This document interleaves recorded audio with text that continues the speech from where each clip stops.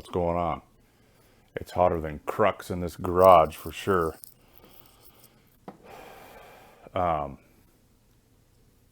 Episode 12. Here we go.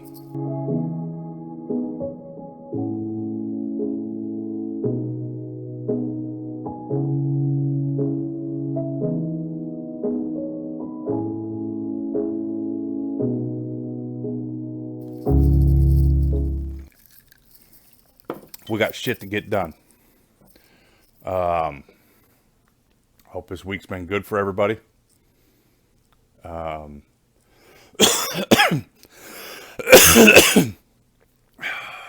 Quick announcement.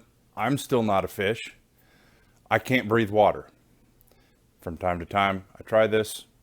Never hasn't worked out yet. Keep hoping that one day. Today's not that day, so sorry to disappoint. But you didn't get to see a modern miracle in science. What the fuck is going on with this? What the hell? Episode 12. Here we are. We got a lot to talk about. Antimoon. That was a fun thing for me to talk about. I'll talk a little bit more about that in a minute. Got a new gaming mouse. My old one felt the mortal weight of its age and conjoined the electronic throng that is in orbit around the Earth. I sent it into space, where all trash goes. It's as good a conspiracy theory as any, right? That's what we're doing now. So this episode is kind of dedicated to my old gaming mouse, which survived about a year and a half and an intense amount of clicks. Got dropped a couple times. I might have yelled at it once or twice. So in memory of that, we acknowledge the greatness and the bravery of the Rainbow Wizard Mouse Kingdom. And I'll show you that in detail in a few minutes. There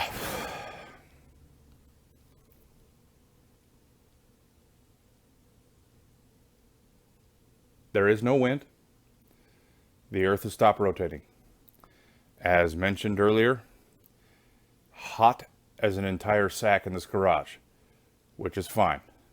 I'm doing it for you guys. I'm going through the ritual purification of the sweat lodge. Anyways, yeah, Earth's done turning, and there's no wind, because that's where wind comes from, right? Everybody knows that. So, I think it was last Sunday, I went to work, and a co-worker of mine, who is my superior officer, who we'll refer to as the lieutenant, was super excited because he watched last week's episode, and he was talking all about it with me, which is really fun and exciting. Shout out to you, LT, if you're watching. But anyway,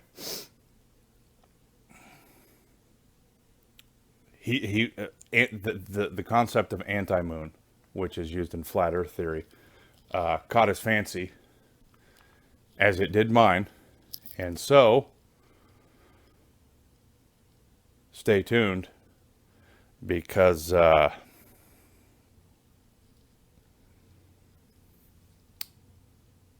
did some research, applied myself to learning the body of work that details the life of this legend.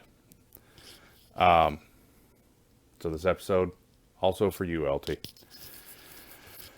I think what we're going to do now, because I made separate videos, because I'm trying to up the game a little bit. We've been talking every week about how we're going to keep up in the game. Well, this is kind of an experiment in that direction. So, you will see me a little bit younger than I am right now. And I think we're going to do that break. We're going to do that break right here. So, old mouse quit working. It was either double clicking or non-clicking. So, I went to the magic castle, found a rodent with a chromatic heart, and this is the result. It's actually a pretty good little gaming mouse, pretty adjustable, programmable in the parlance of the geek brethren and sistren of the world. But yeah, it's got a little rainbow for a heart. And if that's not the cutest thing that you've seen all day long, then you've got an amazing life. Only complaint, it is a bit small for me. As you can see, my hand pretty easily engulfs it. That's what the bottom looks like. Anyway, if you're ever interested in becoming a wizard, get you one of these and you instantly have all the powers of the visible spectrum. Jump cut time.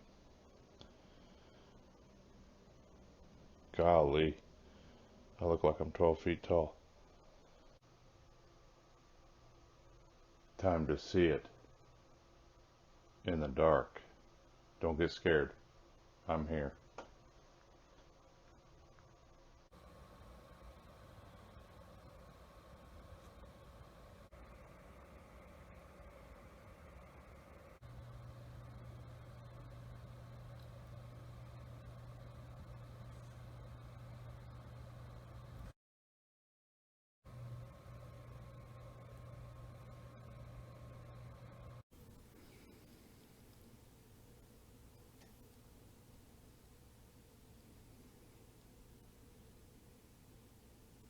And if you're back, you're back. And you've now seen what might be the very greatest piece of technology ever made. Anyway, that's my mouse. We're done talking about it.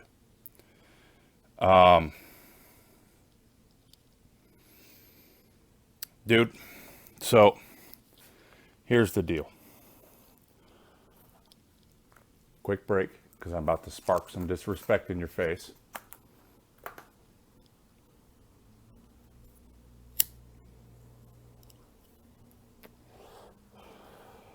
It's very hard to break a habit that you're not trying to break. It's twice as hard as a regular habit breaking. So every once in a while, dude, like my handwriting is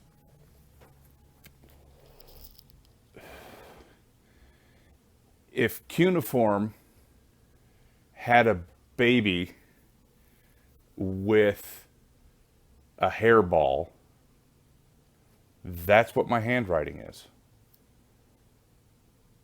This week, my problem with my personal notes, because I take notes on the non-electric notebook, and this week, it's weirdly enough not the handwriting. Most of the time I'm trying to translate that from the original Baldwin into something that resembles English, which I can then put on the electronic notebook.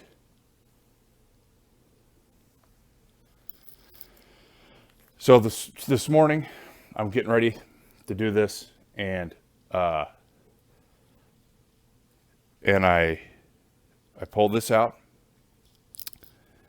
and I have abso-fucking-lutely no idea what I meant when I wrote the following words. Now I have alien skin. The sunlight makes spots. Makes is crossed out. Because apparently that made less sense than just saying, now I have alien skin, the sunlight spots.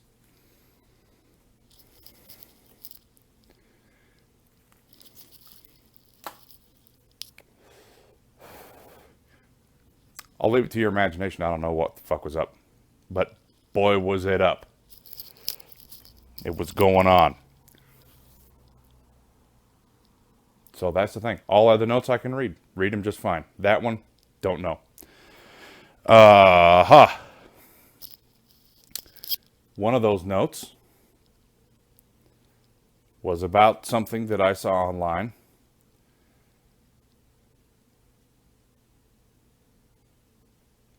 Back it up just a little bit.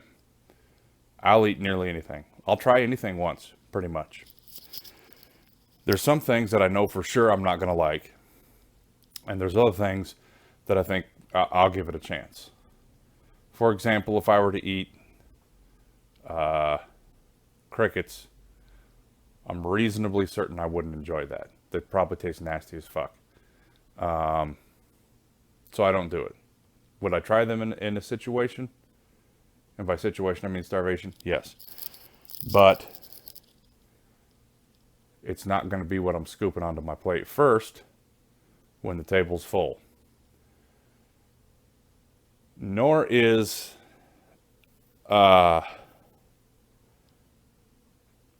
seafood watermelon. There's this thing, it's this little video online of this disgusting little man. Oh, he's not disgusting, but I think that his spirit is disgusting. He's obviously in league with something very dark. Took watermelon, and I don't know what happened to the watermelon, because he just had the rind, and that was filled with Jello, and suspended in the Jello was octopus tentacles and little seafood pieces and asparagus. And he cut it into slices, like you will, and took a couple of great big old bites. I like seafood. I like watermelon. Jello's a little flat, but it is what it is. I'm going to say for this one, I'm going to walk around it and get me a big old bowl full of crickets. Check it out. It's online. I just typed in seafood watermelon. Found it. Fucking gross, dude. It's jiggling, and the tentacles are all jiggling, and the asparagus is there.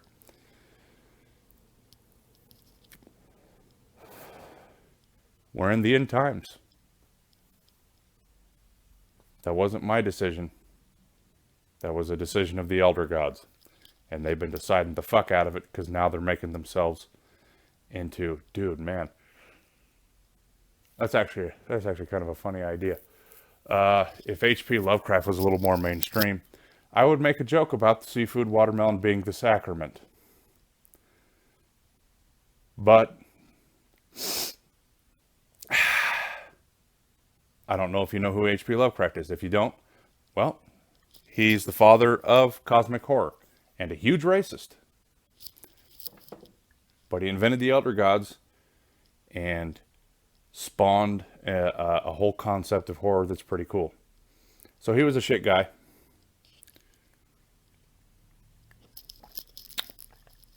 Lived in like the 1920s or some shit. Anyways, we are far afield from where we need to be. I read this morning, fucking Jeffrey Epstein. I call him Jeremy all the time. Don't know why. His name was Jeffrey from the time he was born until the time he allegedly hung himself in his cell. As a correctional officer, I'll say this. There's, at least in most modern prisons, I don't think. Let me amend this. I'm a juvenile corrections officer, and I know this for a fact. In my facility, it'd be pretty hard to find something to hang yourself from. You would have the sheet, but you wouldn't have something to tie it off to also then tie to your neck and suspend yourself. I don't know anything about the prison that Mr. Epstein was in, but he'd got it accomplished. Guess who's not shedding tears? Don't give a fuck about him. He was a terrible person. Good riddance. He probably would have bought or bargained some kind of horseshit sentence anyway, so goodbye. And everybody was panicking about documents, but I'm almost 1,000% sure, which means I'm about 98.4% sure that there was already a large amount of documents in discovery that were pretty telling.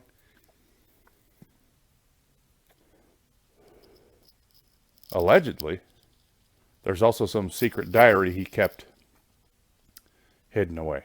So, whatever happens, I hope he drags the whole motherfucker down with him.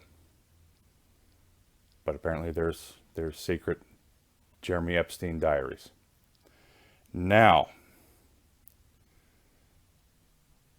as I am perusing briefly my notes on the electronic notebook, that was a segue for something else. Don't know what it is. I can say this. Was it a conspiracy to kill him? Don't have any evidence for that. It would be irresponsible to think that it was contrived by somebody else, even though it's certainly plausible, because the people that he was fucking with were a bunch of slimy bastards. But until you got evidence, you are where you are. So at this point, it looks like suicide, even though the coroner hasn't come back with an official report. And that is all the airtime I'm going to give the son of a bitch. So, there it is.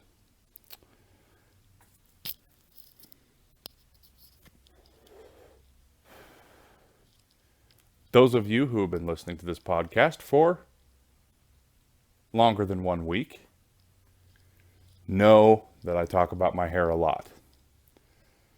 I don't know why. I think it's a funny topic. So I'm going to keep talking about it. And, dude, I was mixing Selsun Blue and Head and Shoulders because they have different active ingredients, and it wasn't taking the dandruff off. My head was an alchemy lab. Every day I was playing, when I would put on my grotesque navy blue uniform shirt. And I don't mean the uniform is necessarily grotesque. I mean the color is grotesque. I don't like navy blue. It's obnoxious and is unnecessary. Navy blue uniform. Every single day I was playing, is it a piece of cigarette ash or is it a piece of my head skin? Which is remarkably fun. Especially when you're stuck in traffic. So, the amount of flaky shit that was flying off of my head was forming itself into skin golems and terrorizing the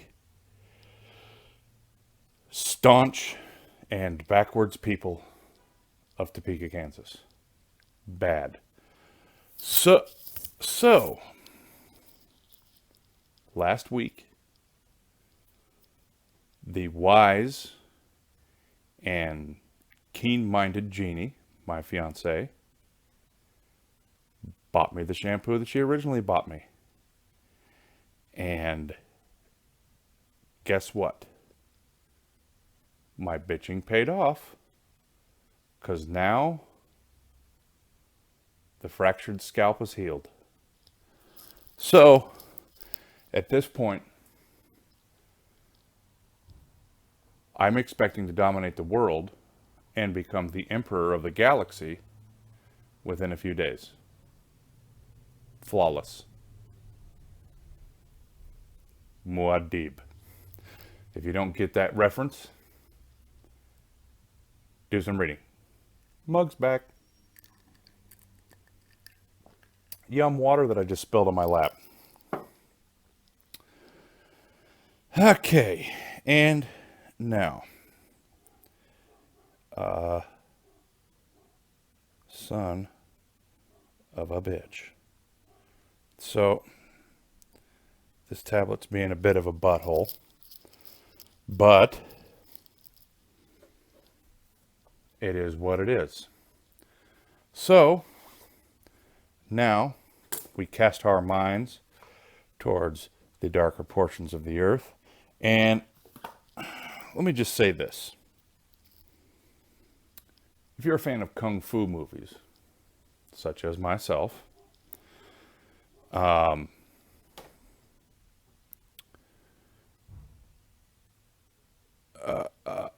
froze up. Sorry about that. They got wild names like leopard stalks through the tall grass, or tortoise carries the crane. And I have named a new move. I've named it after a fellow YouTuber that I'd like to shout out, BMillzebub. BMillzebub. He's funny as shit. And the move that he patented is called the BMillzebub Crushes Dumb Snake. He talked about conspiracy theory in his videos.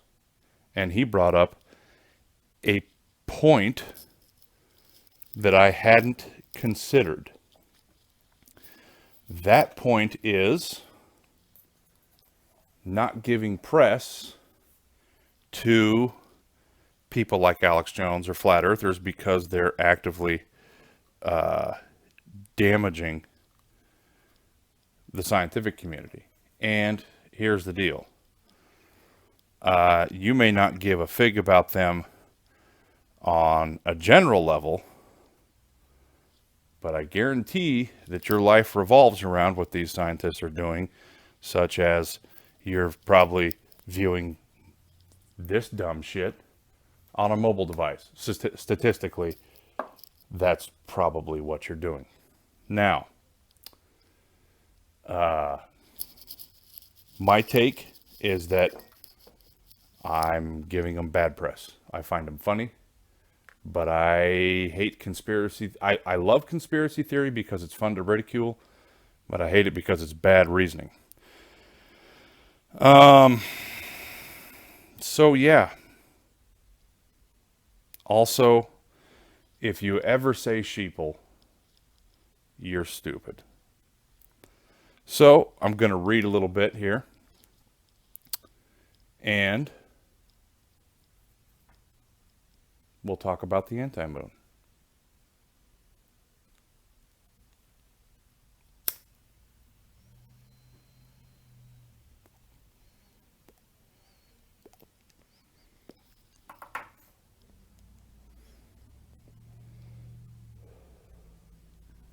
Welcome to the conversation.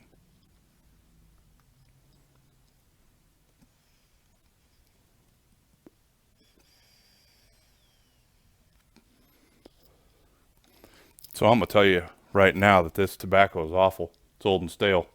But this pipe is dope as shit, huh?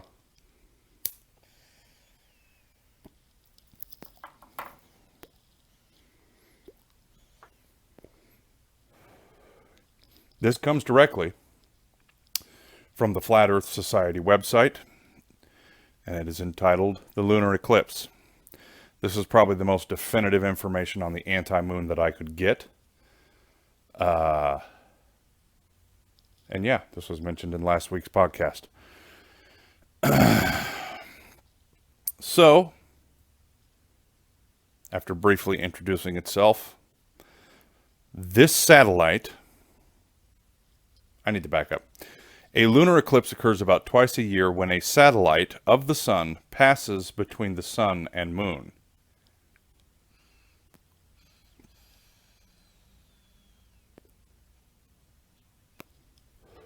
This satellite is called the shadow object, or Antimoon. It goes on to sound to do its best to sound scientifically scientific. Fuck.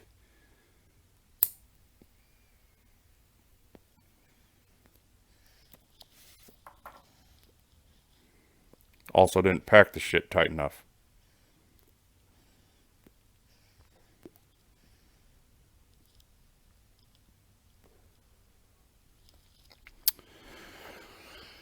Okay, as have gibberish, a bunch of gibberish.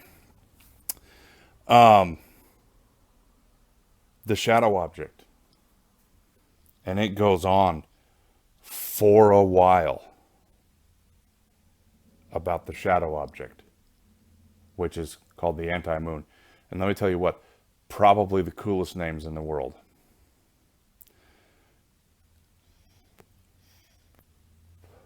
But, according to the Flat Earth Society website. The shadow object is never seen in the sky because it orbits the sun on the day side of the Earth. Golly, I'm sweating. Look at that. Wow. I'm assuming, fuck that pipe. I'm assuming that by day side, they don't mean day side of the globe. They mean the day part that's lit by the cylinder of light that comes down from the spherical sun. Because you don't understand how luminous bodies work. I'm assuming that's what it's talking about. It orbits the sun on the day side of the Earth in the large vicinity where celestial bodies are invisible. I'm just going to go out on a limb here and say the large vicinity where celestial bodies are invisible is called the entire sky, while the sun is also in the sky. The sun's powerful vertical rays hit the atmosphere during the day. They will scatter and blot out nearly every single star and celestial body in the daytime sky. I don't even remember seeing a star during the daytime, but you know, I'm not that old. Maybe when the Earth was young, you could do it, and the sun, I guess, probably would have been tinier then, since it was younger, right? 6,000 years. Okay. We're never given a glimpse of the celestial bodies which appear near the sun during the day. They are completely washed out by the sun's light. In fact, when the daytime moon gets too close to the sun's vicinity, it will completely disappear from sight, except for during the time of solar eclipse. The moon is only seen during the day at a far opposite side of the sky from the sun. So sometimes it works and sometimes it doesn't.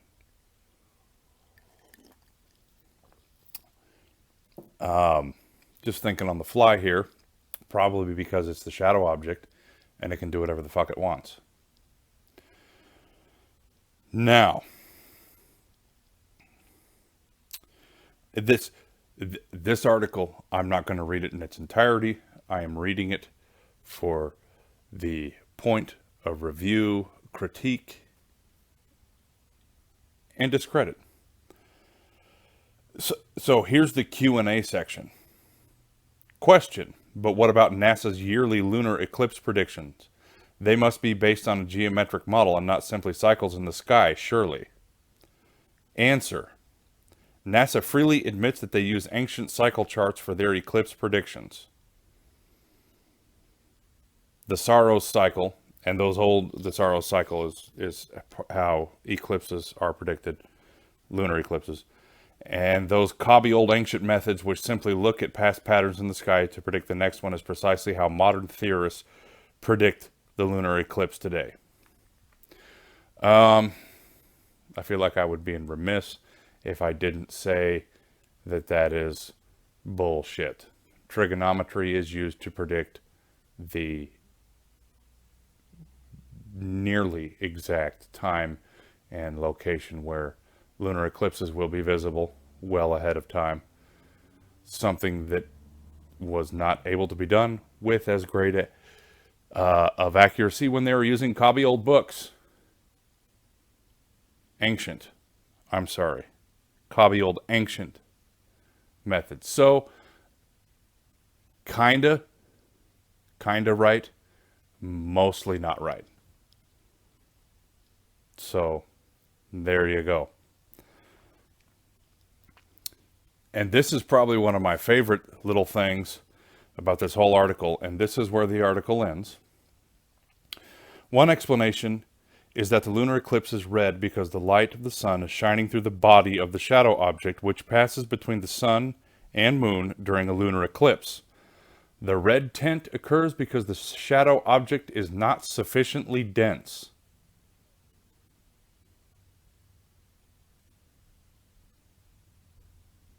The sun's light is powerful enough to shine through the shadow object, just as a flashlight is powerful enough to shine through your hand when you put it right up against your palm. that is actually not the case. Doesn't shine through your hand. I mean, it turns it red, kinda. I mean, unless we're talking about something that's kinda not even a flashlight. But that's the article. And it is a gem of nonsense. So the whole density thing makes me think that this whole anti-moon thing is possibly a bit phantasmal in nature. That is fascinating. So we have dark matter pushing the Earth up. We have an anti-moon, or the shadow object. There's obviously a shadow government. Shit's a bit murky. That's all I'm saying. Shit is a bit murky.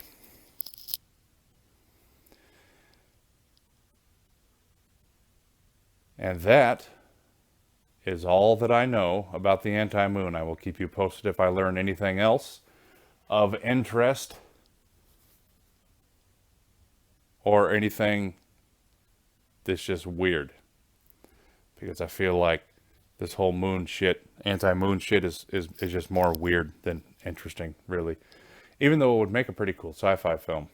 So, hey, any major filmmakers in the world, Ridley Scott, hit me up, dude. I'm full of ideas. Let's get this shit done. And speaking of done, do you like how that was twisted around?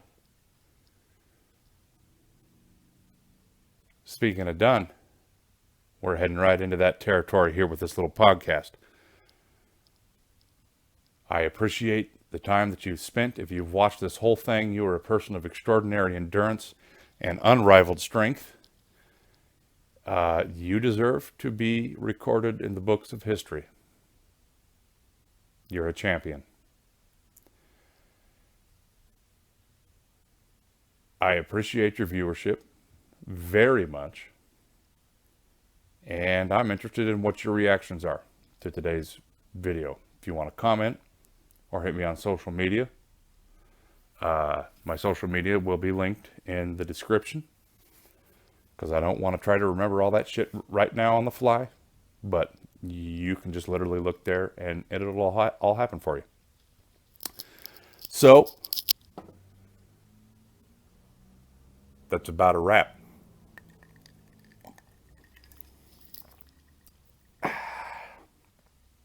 If you are so inclined, like and subscribe. Hit the little bell to get notifications so that you can get this information as fresh as possible. Because in a week, it's going to be a whole different show. Whole different thing. We're evolving here.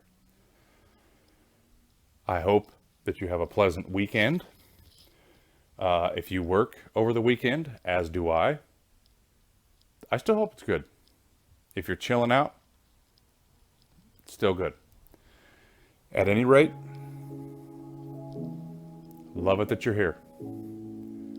Live in peace. I'm out.